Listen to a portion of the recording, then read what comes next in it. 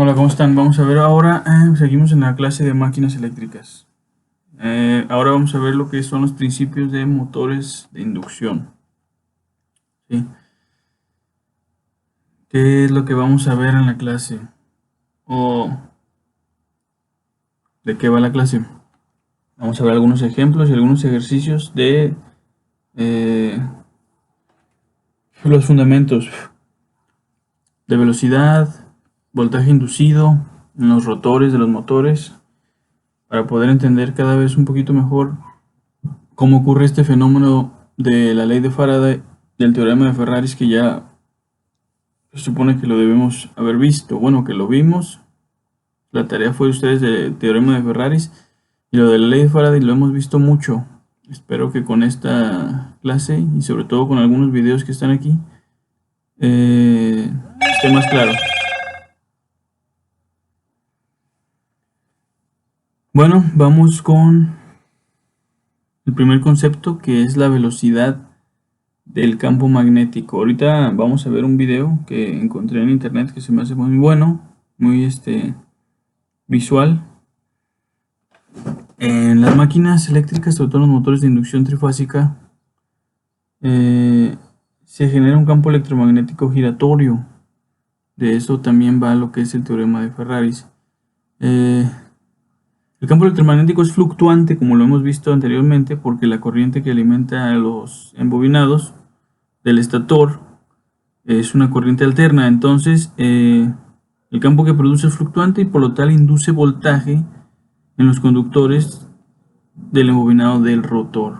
¿Sí? Ahora, considerando que son tres fases las que tiene el motor, cada una de estas fases actúa en relación a la otra con un desfasamiento de 120 grados. Entonces, no es como tal que se produzca un campo magnético giratorio así tal cual, sino que el fenómeno de tener tres fases se aproxima mucho a un comportamiento que pudiéramos considerar como si fuese un campo de una magnitud constante, pero giratorio. Entonces ahorita en el video vamos a ver eso. Por lo pronto, esta fórmula que está aquí dice par inducido, fue un error mío, es la velocidad, precisamente la velocidad del campo magnético, ¿no? Entonces, Nsync es velocidad del campo magnético y está dada por la frecuencia en Hertz y el número de polos. También hay una constante ahí, el 120. Vayan apuntando las fórmulas porque vamos a hacer un ejemplo, pero también ahorita vamos a hacer un ejercicio. Entonces, de estos ejercicios, de estas actividades, yo creo que voy a abrir una cuenta en Google Classroom y ahí nos vamos a estar poniendo también de acuerdo, ¿sí? La verdad es que esta semana no me sincronicé con el tiempo debido, les pido una disculpa, pero yo creo hoy habilito todo para que nos metamos a una clase y podamos estar compartiendo dudas, archivos, trabajos, etcétera, etcétera, ¿verdad? Por lo pronto vamos a ver un video que es el que les decía yo, para que entendamos un poquito más lo del campo electromagnético trifásico. Motor de corriente trifásica. Primera parte. Campo giratorio.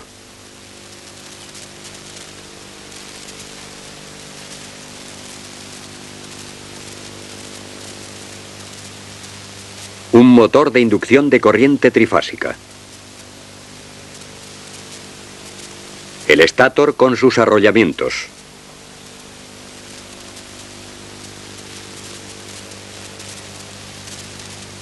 Tenemos el motor en representación simplificada en dibujo animado.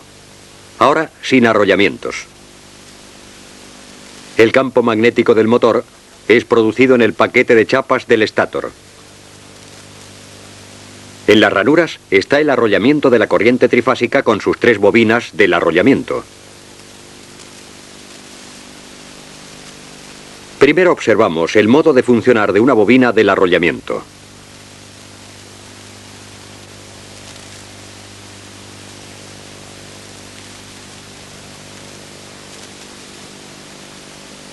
La bobina del arrollamiento es una bobina con varias vueltas, aquí representado de forma simplificada.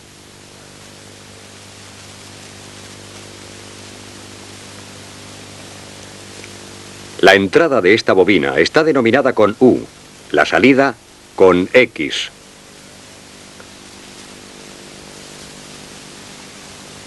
Aquí entra la corriente a la bobina en U. Atraviesa las vueltas y sale por X.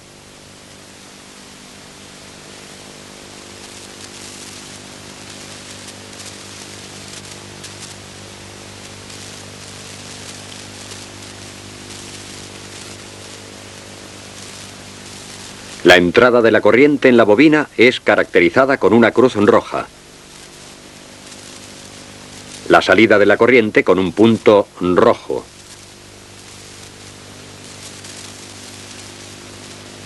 Para las observaciones siguientes volvemos a incorporar el rotor en el estátor.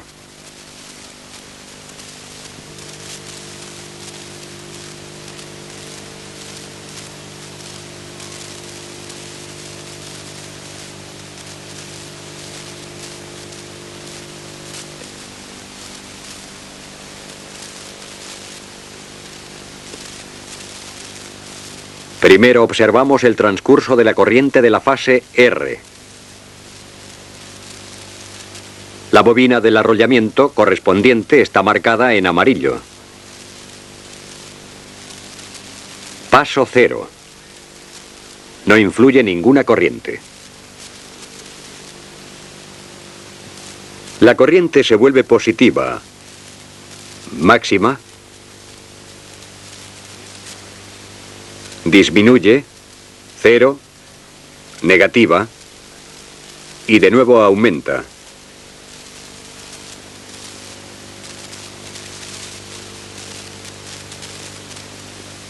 Con la forma de la curva, la corriente en la bobina del arrollamiento correspondiente aumenta, baja e invierte su dirección.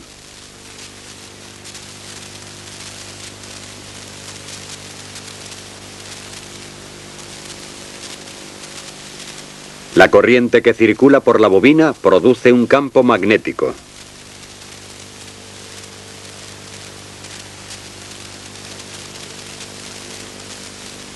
En el paso por 0, también el campo magnético invierte su dirección.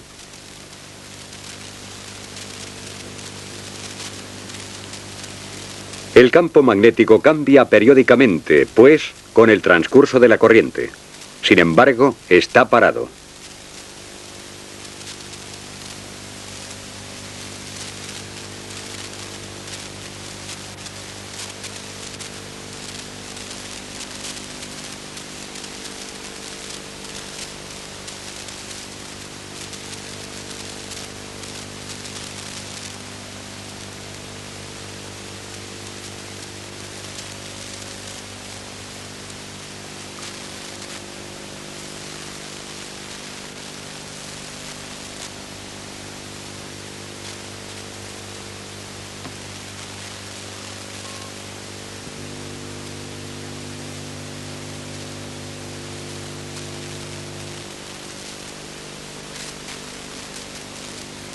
El motor trifásico tiene 3 bobinas de arrollamiento, una para cada fase, decaladas 120 grados. Fase S.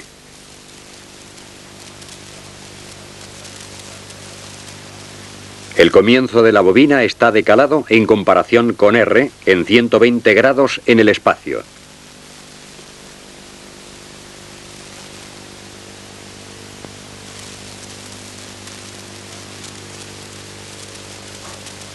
Fase T.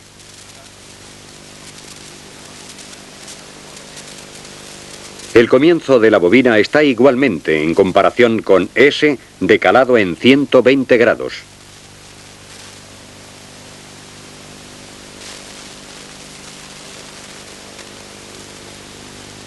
Ahora observamos el transcurso de la corriente temporal en las 3 fases. Momento 0. Fase R. Paso 0. No fluye ninguna corriente. Fase S. Por la bobina correspondiente fluye una corriente. Fase T. Por la bobina correspondiente fluye igualmente una corriente.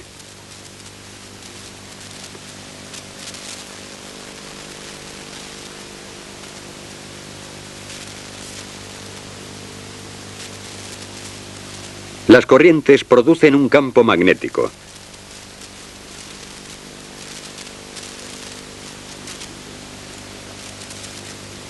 La dirección de las líneas de campo está simbolizada por una gran flecha blanca.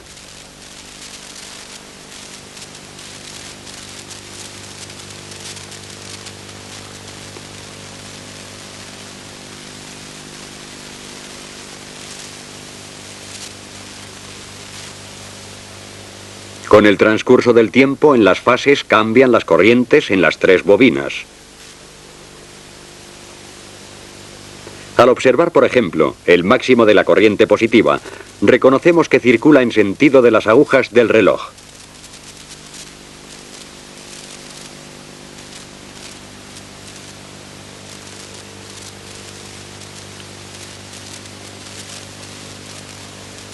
Lo mismo rige para todos los demás valores de corriente.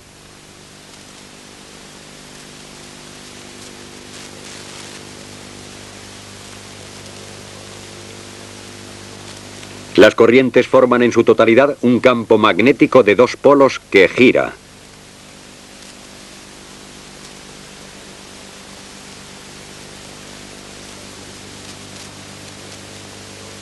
La corriente trifásica produce, pues, en el motor, un campo magnético giratorio.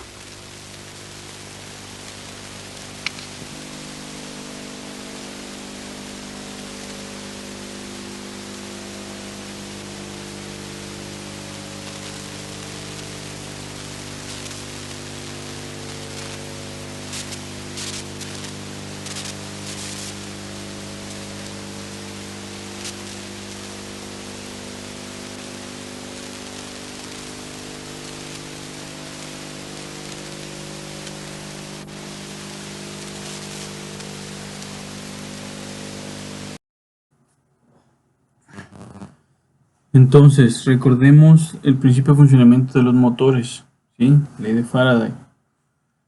Un conductor con corriente genera un campo electromagnético. Y luego, si un conductor atraviesa las líneas de campo electromagnético, obviamente este conductor tiene que estar en movimiento, ¿no? Sobre ese conductor se va a inducir un voltaje. En el caso de la corriente alterna, el campo magnético es el que se mueve, por así decirlo, entre comillas, no es el que fluctúa.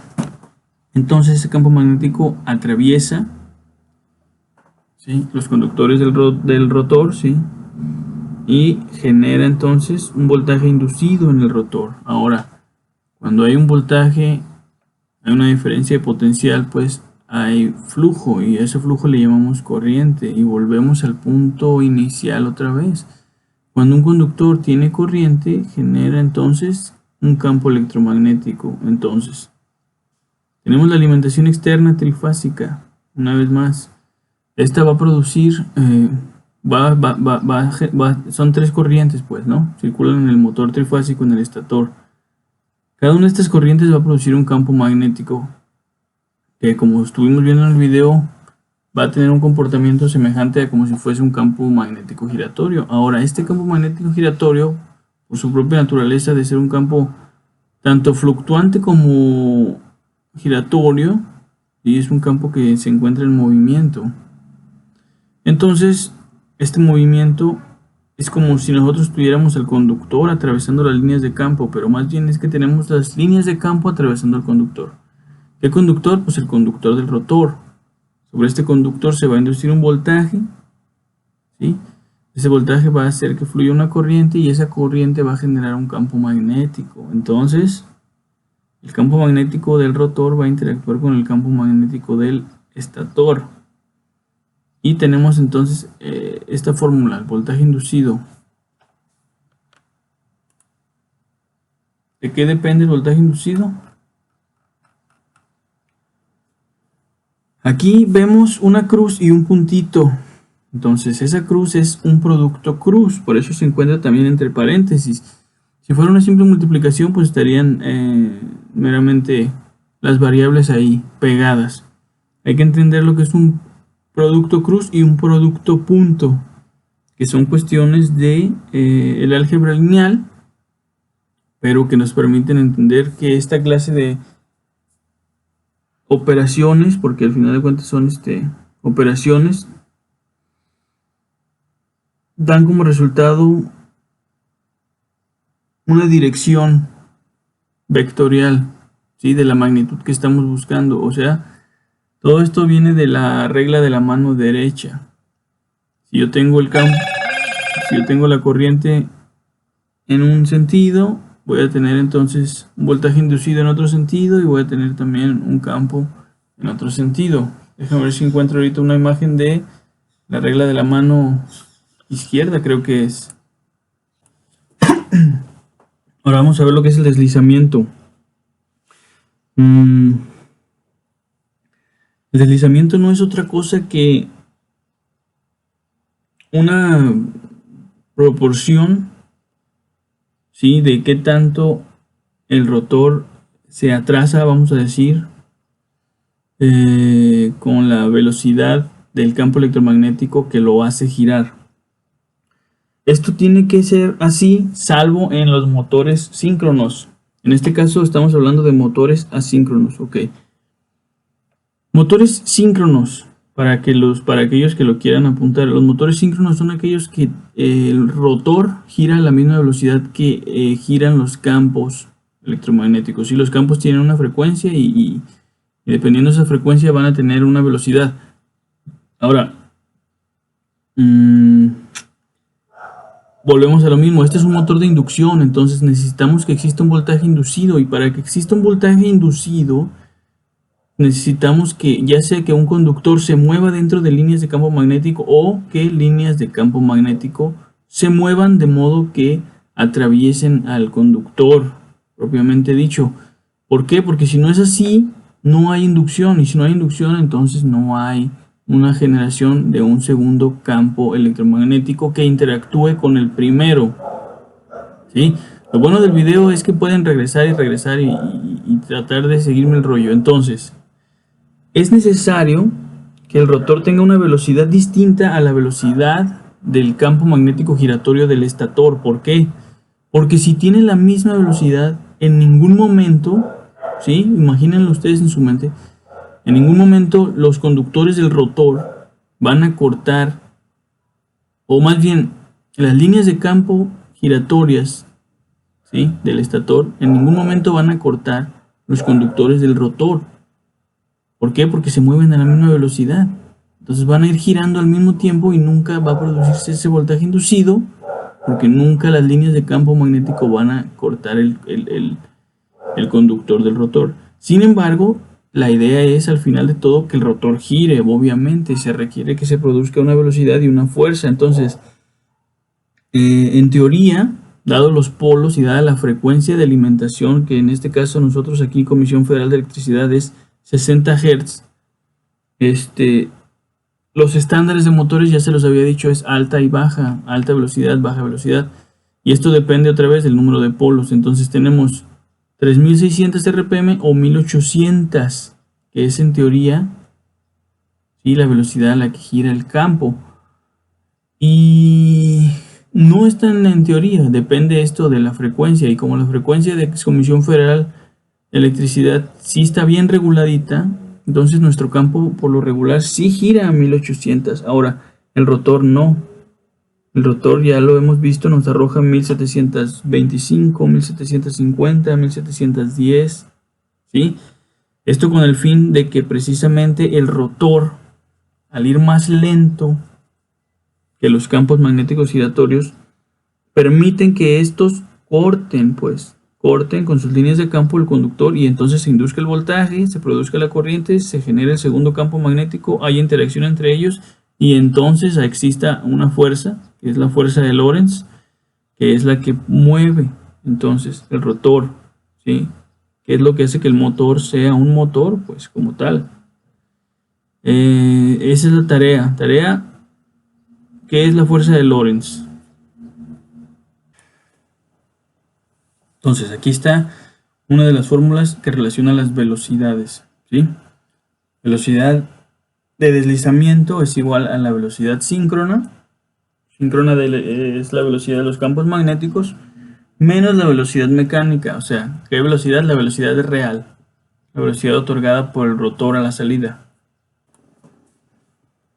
¿De qué otra forma podemos representar el deslizamiento del rotor? Pues como un porcentaje, ¿sí? O sea, este porcentaje es qué tanto se pierde, podemos decirlo así, de la velocidad del rotor respecto a la velocidad síncrona de los campos, ¿sí?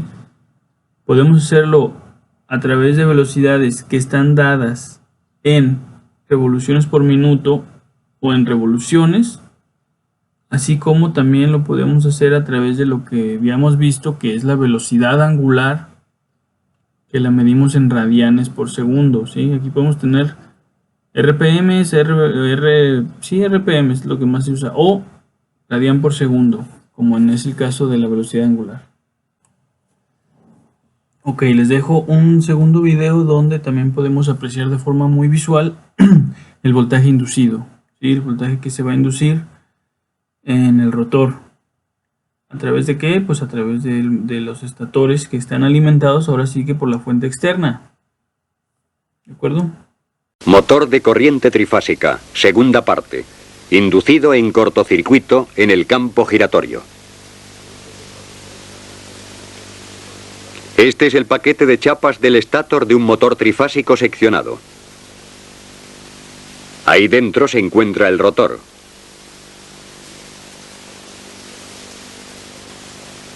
Las bobinas del arrollamiento están representadas simplificadas. Con el transcurso temporal de las tres fases de la tensión trifásica, se modifican las corrientes en las bobinas del arrollamiento. Se produce un campo magnético giratorio.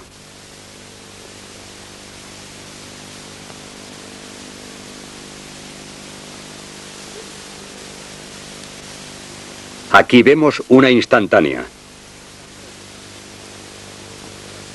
Las líneas de campo se entremezclan en el rotor. Volvemos a simplificar las líneas de campo por una flecha blanca.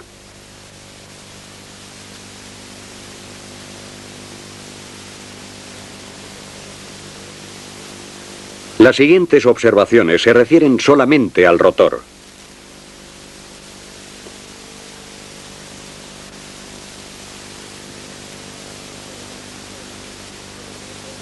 Aquí se representa el arrollamiento del rotor en el espacio y de modo muy simplificado.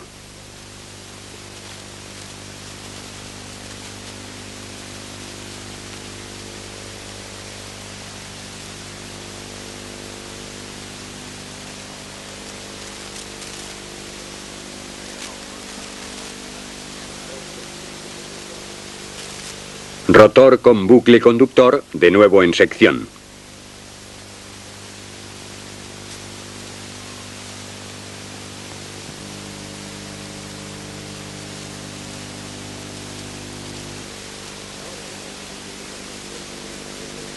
Ahora el rotor es sujetado, por lo que no puede girar. Una instantánea del campo giratorio. El flujo magnético del campo giratorio abarcado por el bucle conductor está representado en verde claro. El flujo fuera del bucle en verde oscuro.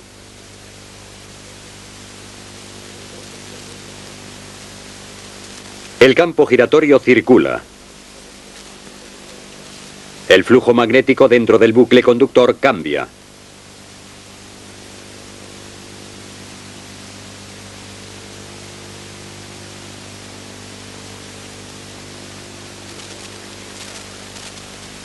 Aquí está en máximo. Disminuye. Es cero. Y vuelve a aumentar.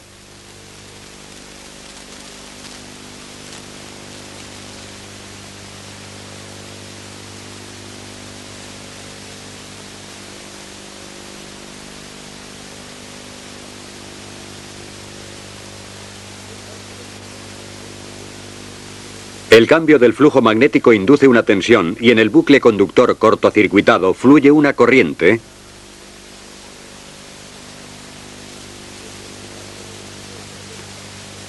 puesto que el cambio del flujo es periódico, se produce una corriente alterna.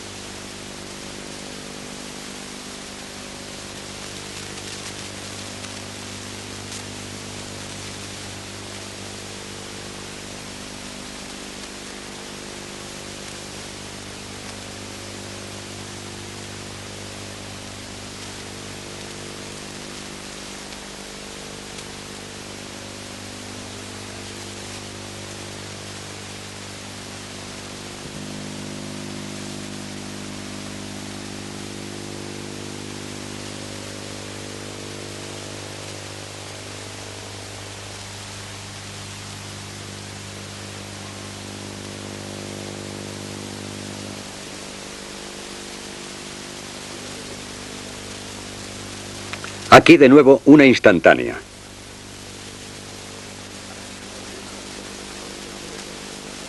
Para mayor claridad, ahora ya solo se representa el campo giratorio por la flecha blanca.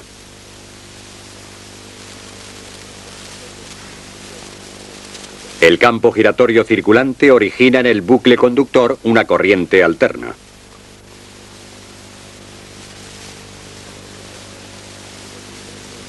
Esta corriente alterna en el bucle conductor produce un propio campo magnético que cambia con la corriente.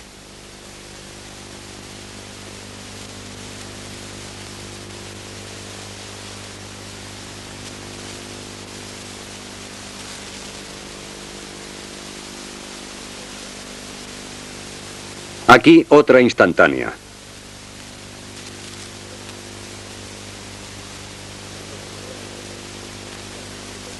Al soltar ahora el rotor sujeto, gira el bucle conductor en dirección al campo del estátor. El campo magnético del bucle conductor tiene la tendencia de orientarse al campo del estátor.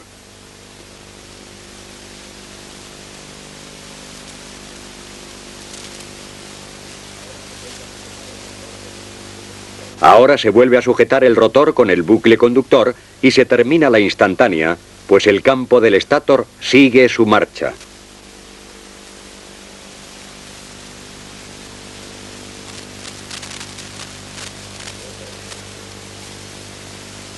Otra instantánea.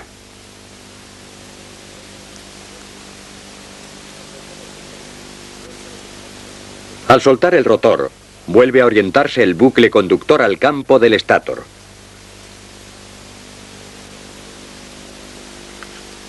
Repetimos el mismo proceso.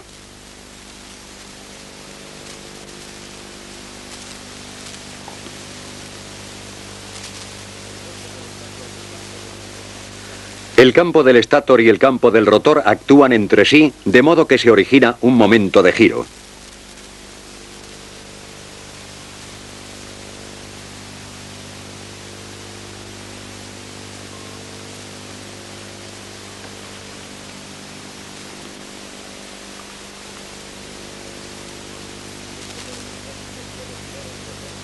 En el motor trifásico puede girar el rotor libremente.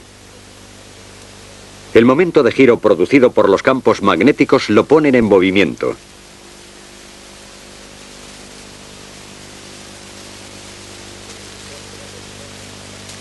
El bucle conductor será constantemente adelantado por el campo del estátor. Pues entre el bucle conductor y el campo del estátor existe una diferencia de revoluciones. Solo por esta diferencia de revoluciones se origina la corriente de inducción que con su campo magnético causa el momento de giro.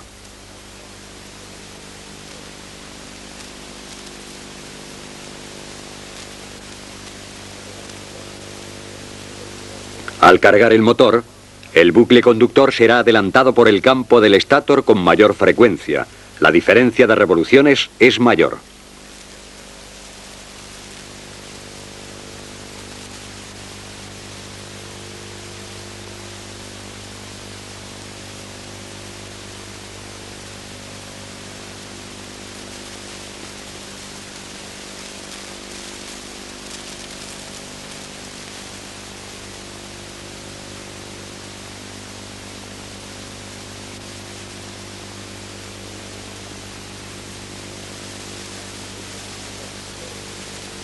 Aquí vemos de nuevo el motor sin carga. También en marcha, en vacío, existe una diferencia de revoluciones. Los movimientos giratorios del campo del estátor y del rotor no son sincrónicos. Es por eso que tales motores se llaman también motores asincrónicos.